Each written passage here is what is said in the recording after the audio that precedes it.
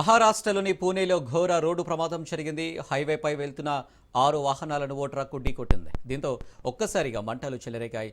అగ్నికి ఆహుతై 8 మంది మృతి చెందారు. 6 వాహనాలు పూర్తిగా దగ్ధమయ్యాయి.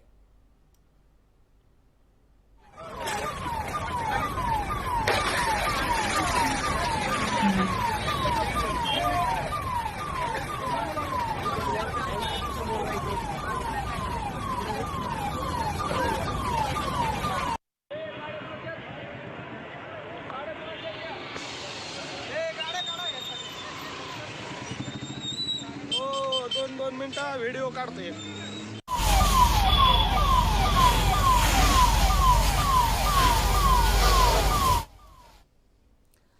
రైట్గా రోడ్డు ప్రమాదానికి సంబంధించి మరిన్ని డీటెయిల్స్ మా క్రైమ్ బ్యూరో చీఫ్ మధు అందిస్తారు. మధు, మహారాష్ట్రలోని పూణేలో ఘోర రోడ్డు ప్రమాదం జరిగింది. హైవేపై వెళ్తున్న 6 వాహనాలను ఒక ట్రక్కు కూడా ఢీకొట్టినట్టు కూడా సమాచారం అందుతుంది. ఏంటి డీటెయిల్స్?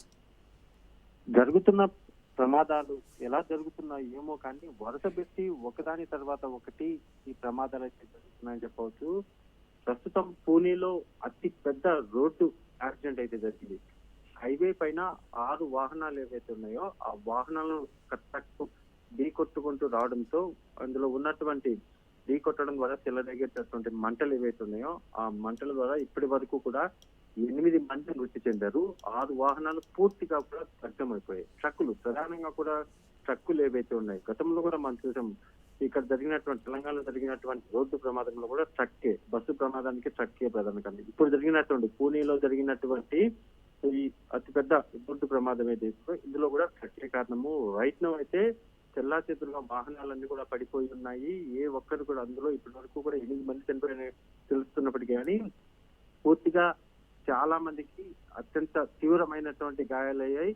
కారు హైవే మీద వెళ్తున్నటువంటి క్రమంలోనే ఈ ట్రక్కుకు మరి బ్రేకులు ఫెయిల్ అయ్యారా, లేకపోతే కావాలని దీని వెనక ఏదైనా కుట్రకోణం ఉందా, ఉగ్రవాద కుట్ర ఏదైనా ఉందా, లేకపోతే మద్యం తాగి వాహనం నడిపాడు తెలియదు. కానీ ఫైనల్ గా మాత్రము ఒక ట్రక్ డ్రైవర్ చేసినటువంటి ఈ పనికి 8 మంది మృతి చెందారు. ఇంకా కూడా మృతుల సంఖ్య ఉన్న పెరిగే అవకాశం ఉందా అనేది మాత్రం తెలియాల్సి ఉంది. రైట్ నౌ సంఘటనా స్థలానికి పోలీసులు చేరుకున్నారు. అంబులెన్స్ కూడా చేరుకుని భయపడినటువంటి వారందరినీ కూడా ఆసుపత్రికి అయితే తరలించడం జరుగుతుంది. అదంతా కూడా అంటే ఈ ట్రక్ వెళ్ళేటటువంటి హైవే ఏదైతే ఉందో అదంతా కూడా పూర్తిగా కూడా చాలా వేగంగా వెళ్ళేటటువంటి మార్గం.